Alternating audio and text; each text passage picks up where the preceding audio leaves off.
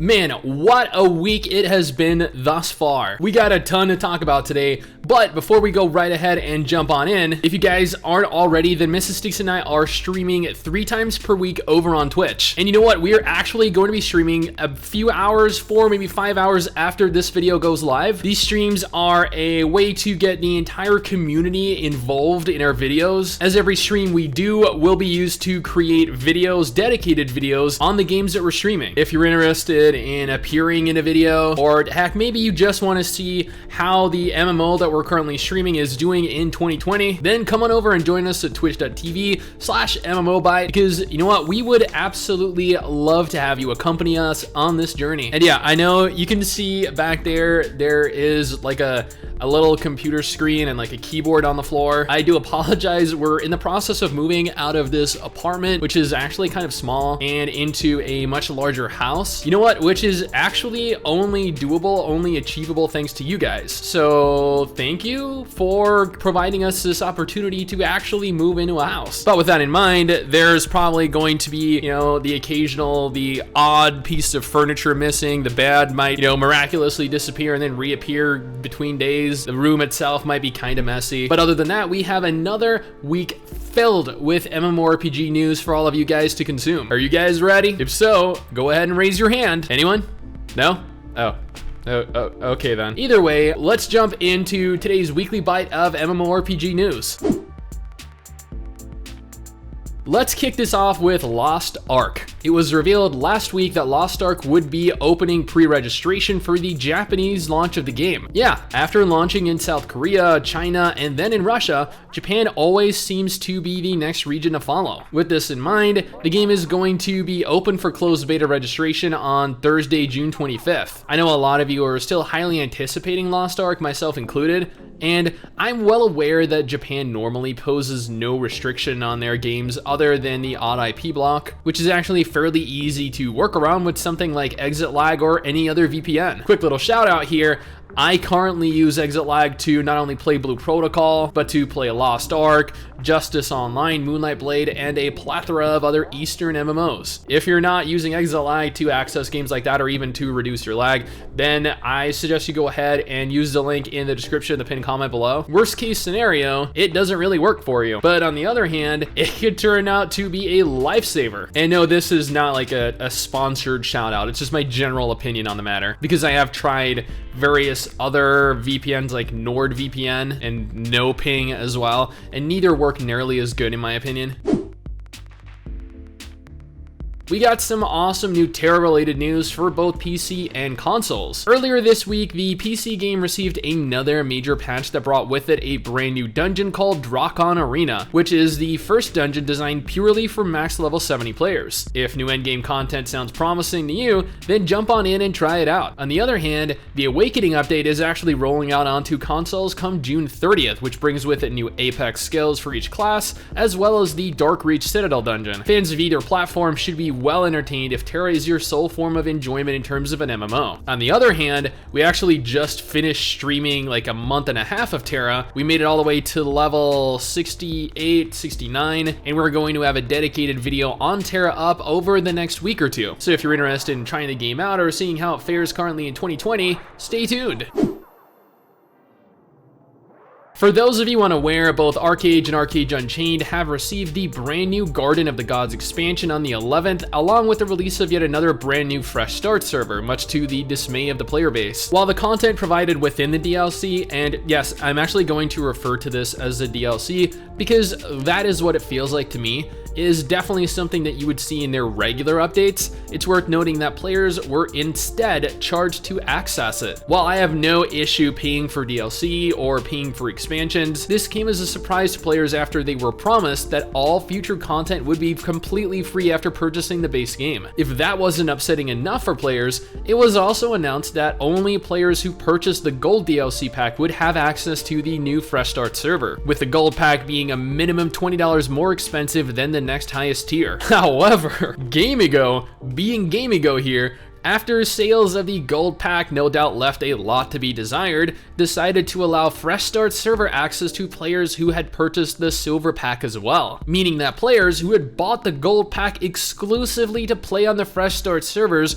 were essentially scammed out of $20 they wouldn't have otherwise had to have paid. And yeah, you can only imagine how enraged, how absolutely livid the ArcheAge community is right now. And this was all literally done within the last 24 hours leading up to the release of the expansion. So yeah, you can bet that this was all off to a hell of a fantastic start. This is actually pretty awesome news. We had a brand new anime MMORPG announced this month, Tower of Fantasy. I did a video on this, I think, last week, so if you want my official thoughts, you want to watch the entire trailer, and you want a list of all the features it's going to have, I recommend going ahead and checking that video out. The game is being developed in China and is being built as a cross-platform open-world action MMO set within a futuristic setting. We have several different fantastic-looking anime titles in the works right now. Blue Protocol, Genshin Impact, Grand Saga, and now Tower of Fantasy. So it's looking as though the anime genre is making a comeback after years of being overrun by crappy South Korean MMOs that die just months after they release, or indie MMOs that, I mean, let's be honest here, never even fully release at all. Tower of Fantasy looks like it will likely release in 2021. Now, you guys knew that this was coming. A brand new gameplay trailer was released for Amazon's New World MMO, and players are not very happy, which, you know what, actually seems to be a commonly reoccurring theme throughout the course of today's news video. I, on the other hand, am ecstatic. I am incredibly happy. I just ate a cupcake for breakfast, so I mean, how much awesomer can my day be going? Now, I did a dedicated video on this that has gone on to garner over 70,000 views in the last few days if you want a more in-depth look at it, but suffice it to say, the trailer, whether or not it did the game overall justice, has shown that the game is still very far from being in a finished state. And it actually launches into closed beta next month, releasing fully in August. That is far too close for the state that the game is in right now. And while New World might be a great game, as of this very moment, it definitely lacks a lot of polish for it being a AAA title. IMC Games, a team behind Tree of Savior, have recently rolled out a roadmap for 2020. You know what? Considering how lacking the population is for the game, I'm honestly surprised that they're still actively updating as much as it currently is. While they're working on migrating to a 64-bit environment, the most important, noteworthy part of their roadmap is actually concerning the classes found in-game. There are currently 5 professions and 80 total classes in Tree of Savior, totaling 85 classes in all. Balancing that number of classes is no small feat. Instead of continuing to add in additional classes, IMC Games are instead going to focus on remaking existing classes and balancing them, a task that I would not want to undertake. With MapleStory 2 shut down, Nexon can refocus on both MapleStory M and the original MapleStory title a little more. In light of this new focus, MapleStory has recently gained a brand new character, Adele. No, not the singer. Or at the very least, we will gain access to her when she becomes available on June 24th. Then there were some alterations to various bosses, to various maps, a new reverse city, and a plethora of other things that honestly warrants a look at the official patch notes, because otherwise I feel as though I would just probably end up dragging on for the next 5 minutes. For those of you anticipating any news pertaining to the upcoming isometric MMO Corepunk, probably the only isometric MMO that we'll actually get for the foreseeable future, you'll be glad to know that not only did I do a dedicated video on it yesterday, so if you want something more, I don't know, in-depth, you can go ahead and watch that, but a brand new trailer has just been released, and the trailer itself is 15 minutes long. So once again, if you want to look at a lot more of it, you can go ahead and look at the dedicated video I did. Otherwise, wow, it actually looks pretty damn good. It showcases a lot more group activities, some of the voice acting, enhancements to movement, speed, combat in the world. I'll admit I did not expect so much to be shown, but it is a welcome addition to an already packed month with content and info dumps.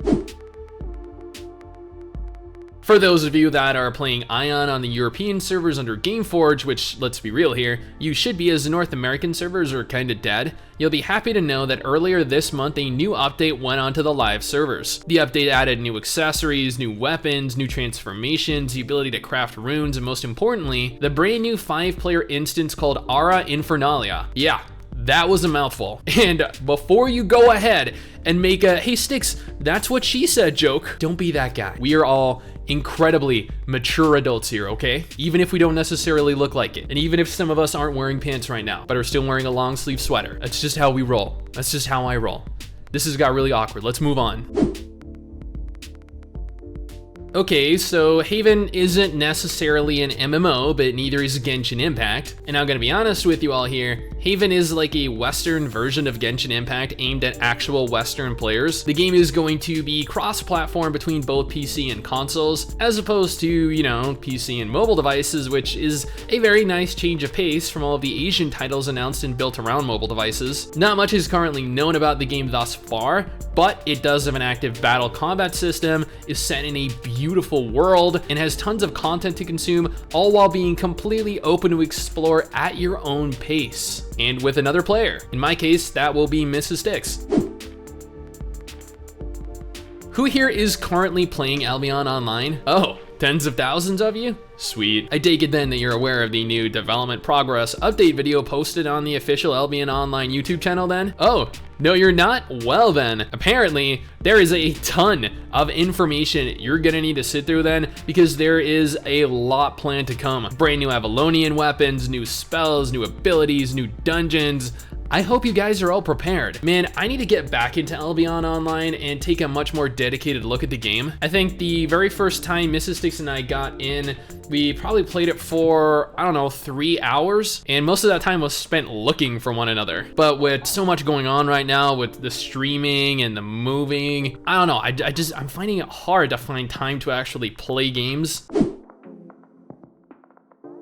Who here remembers Torchlight Frontiers? You know, the MMORPG being developed within the Torchlight IP that after a lengthy development period was overhauled into a multiplayer RPG? Well, this month it actually rolled out into early access for around $30. And people are upset, very, very upset. The game spent its entire first day bogged down by maintenance and bugs, which honestly is not unexpected. This is the new norm these days, and it's actually something that people need to get used to. But I took to the Steam page and wow, over 70% negative reviews. Yikes. While yes, there was some pretty crappy downtime, it looks like a lot of the reviews are not only regarding that, but also the fact that it seems to be kind of a crappy game overall. Their opinion, not mine. I haven't played the game yet. I have not bothered spending the $30. I did not want to invest $30 into the game because after seeing that it was turned into just a normal RPG,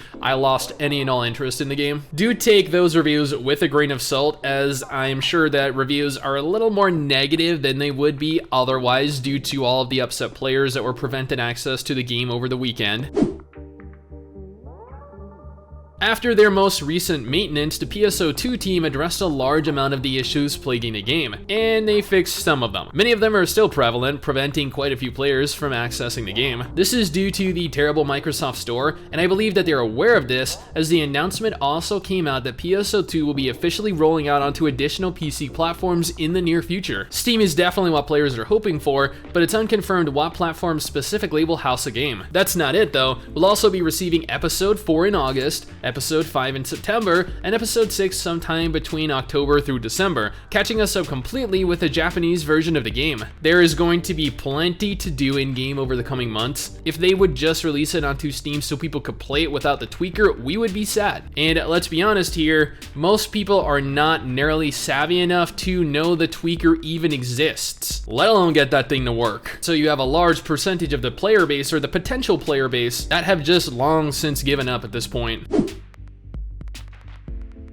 Now, the latest Blue Protocol stream was held, I think, 48 hours, less than 48 hours ago, and they talked quite at length regarding the game. From how many people hit max level, to the ratio of players that could play the game at max settings, to improvements they're looking to make and additional beta tests. It was a 2-hour-long stream though, and honestly, it is easier for me to just wait for them to post the announcement pertaining to the stream on their website. That way I can better elaborate on what was revealed. So in light of that, I will have a dedicated Blue Protocol video coming Sunday evening or Monday morning with everything you need to know about their latest streams, so do keep an eye out for it. And wow, that was a lot of news. I did a lot of talking, my throat's a little parched, I'm kind of warm even though it's like only 65 degrees outside, but we did it guys, we got through it. That is it. That was all of the news, that was all of the info that has been brought to my attention over the course of the last 2 weeks. If there's anything that I missed, you can go ahead and you can DM me on Twitter, you can DM me on Discord, you can DM me on Instagram, you can leave a comment down in the comment section below, you can email me, you can literally get in contact with me in any way you can think of and include the links so I can go ahead and talk about it. But you know what, that is it for me guys. Thanks for watching, hopefully you enjoyed the video. Don't forget to subscribe for more content like this, and I'll see you all next time. Peace. Someday soon I'm gonna make it, yeah, all hard work's gonna be worth it.